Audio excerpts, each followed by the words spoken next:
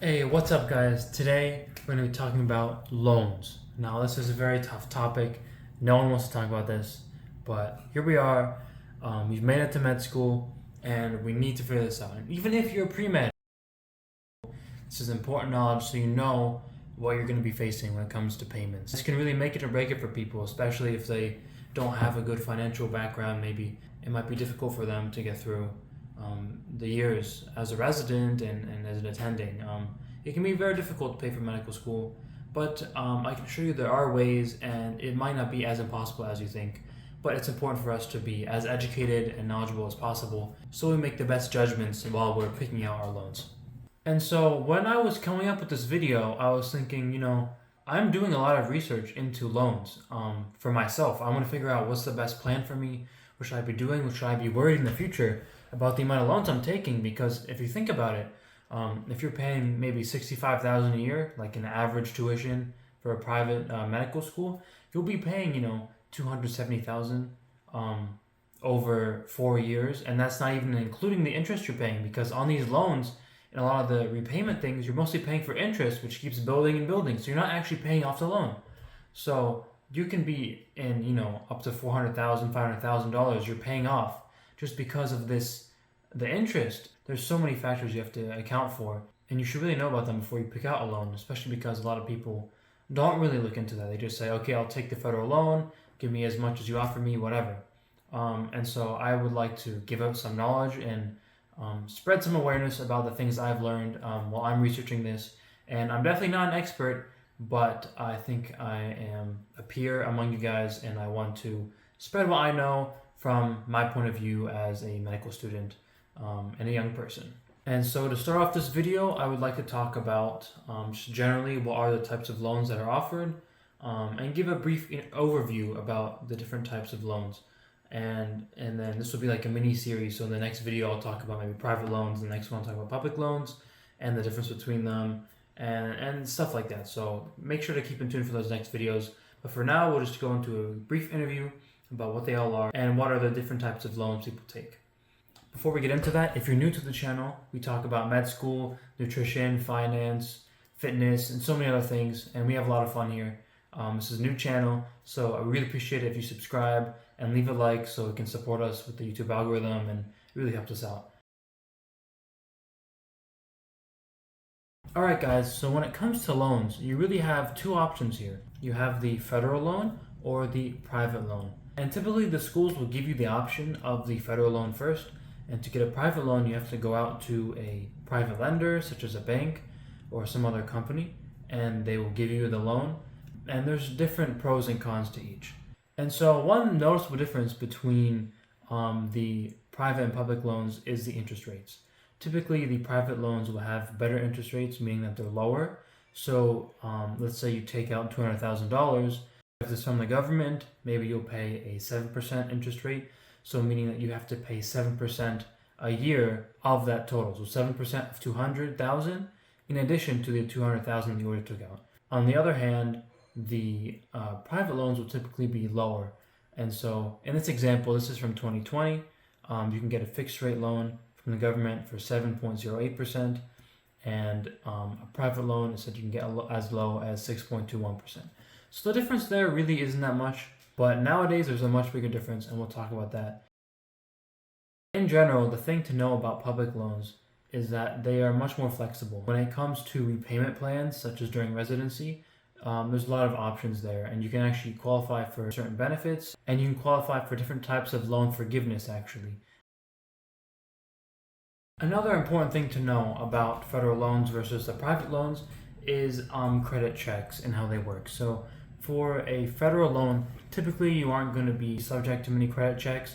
The only exception there is if you get the Graduate Plus loan, where they just do a credit check against any adverse history in your credit. They'll be looking for any things that are alarming, such as you miss payments on something, you have a bankruptcy, things that are quite harsh. But in general, it's not that big. It's much more lenient than a private loan. And with a private loan, your credit score actually matters, especially of the co-signer.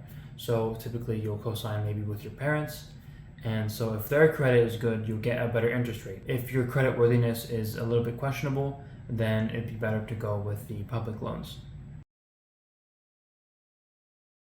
So one of the most basic things to understand about loans is how the interest works and what's going on while you're studying in medical school. Typically, with medical school loans or student loans in general, have this program of deferred interest. And basically, what this means is that you have these interest payments, but you don't have to pay them off. Let's say you have a $65,000 loan with a 6% interest rate. This will be maybe 1 year of medical school. Per year, you have to pay that 6%, so that's going to be $3,900 you have to pay in that first year. And if you divide that by 12, the per month interest rate will be $325. And so with deferred interest, instead of having to pay that all off, you will not actually have to pay that interest rate. That $325, you don't have to pay it.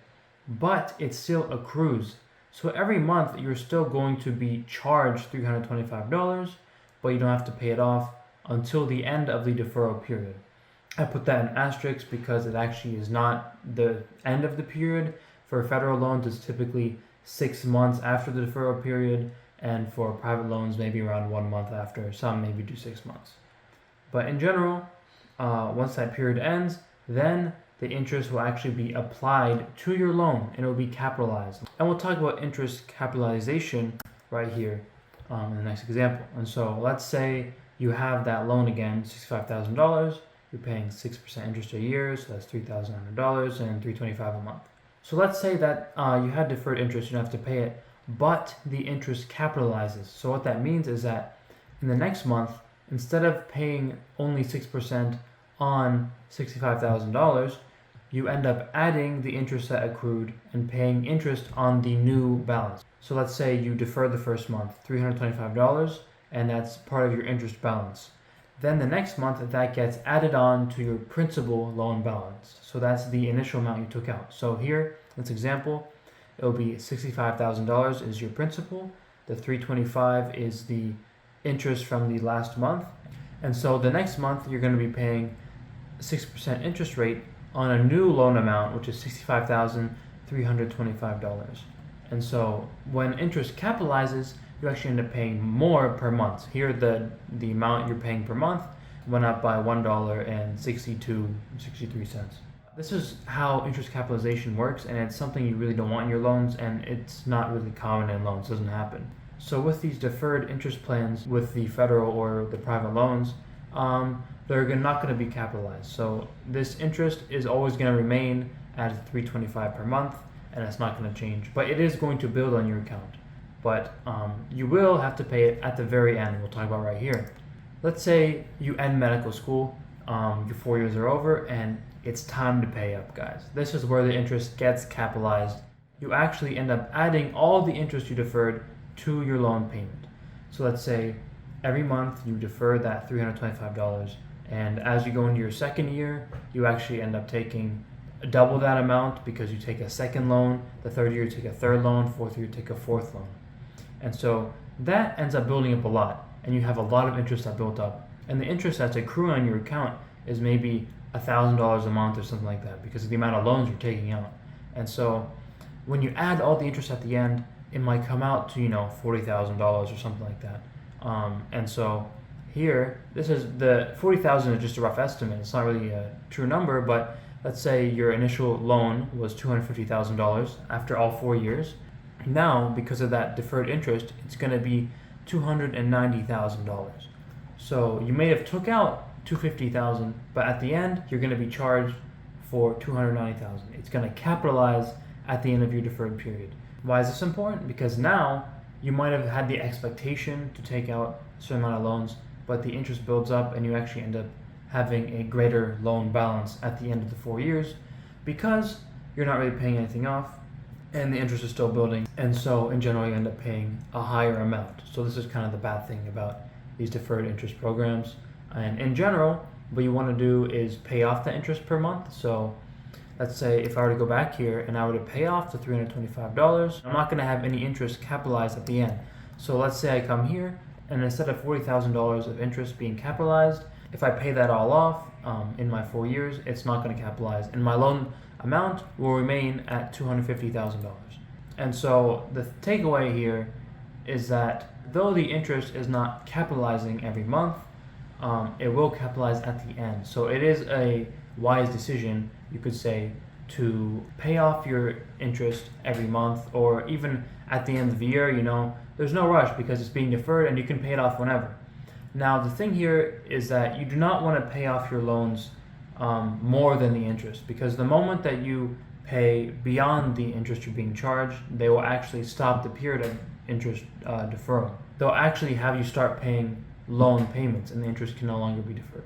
So in general, if you have the money to pay off the interest payments that accrue every month or every year, whatever, as much as you can, try to pay that off, because then it will save you when you're going into loan repayments later.